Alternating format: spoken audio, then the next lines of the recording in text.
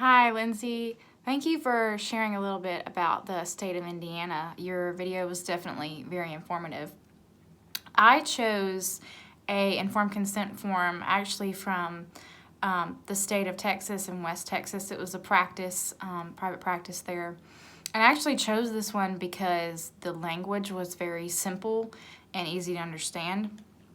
And so they also had a lot of information, pretty much all the information that standard A2B says in the ACA Code of Ethics of what's supposed to be included on a consent form, informed consent form.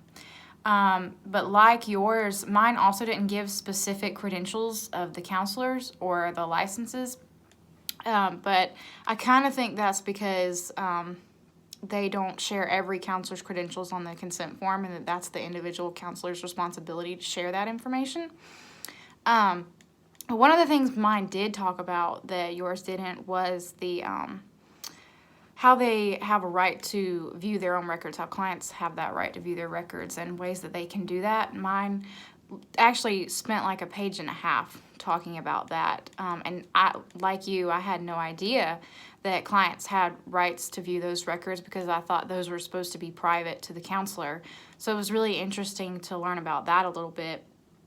I'm glad that your requirements for Indiana's Code of Ethics, that the informed consent form met what's required on there. Unfortunately for Georgia, their Code of Ethics doesn't list specific requirements for what's on the informed consent form.